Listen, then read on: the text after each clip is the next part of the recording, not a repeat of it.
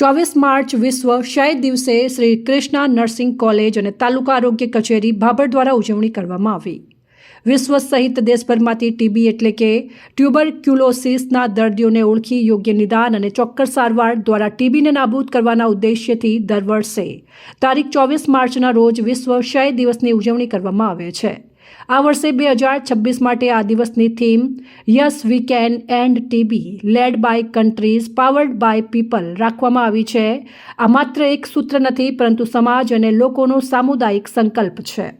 આ સંકલ્પ હેઠળ ભાભર આરોગ્ય વિભાગ દ્વારા ક્ષય નિવારણ માટે ઉત્કૃષ્ટ કામગીરી કરાઈ રહી છે। ક્ષય નિવારણ માટે કેન્દ્ર અને રાજ્ય સરકારની વિવિધ યોજનાઓ અને અભિયાન કાર્યરત છે, જે અંતર્ગત ભાભરના સબ ડિસ્ટ્રિક્ટ હોસ્પિટલ અને 5 પ્રાથમિક આરોગ્ય કેન્દ્ર ખાતે ટીબીના દર્દીઓની ઓળખ, નિદાન અને સારવાર થકી સરકારના ટીબી મુક્ત ભારતના ધ્યેયને સાકારિત કરવામાં આવી રહ્યું છે।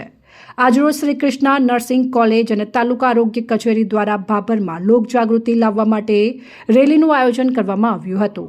ત્યારબાદ શ્રી કૃષ્ણા નર્સિંગ કોલેજ ખાતે નર્સિંગના વિદ્યાર્થીઓ દ્વારા લોકજાગૃતિ માટે નાટક દ્વારા લોકોમાં ટીબી પ્રત્યે લોકોમાં રહેલી અંધશ્રદ્ધા દૂર કરવા અને સમયસર સારવાર લેવા માટે નાટક રજૂ કરવામાં આવ્યું હતું।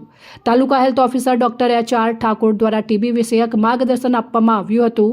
આ કાર્યક્રમ શ્રી કૃષ્ણા નર્સિંગ કોલેજ ભાભરના પ્રિન્સિપાલ ડોક્ટર જીબીન વર્ગીસ તથા taluka health supervisor Dhirubhai Shah, TB supervisor Kalpeshbhai Solanki, Lakhabhai Desai ઉપસ્થિત રહ્યા હતા।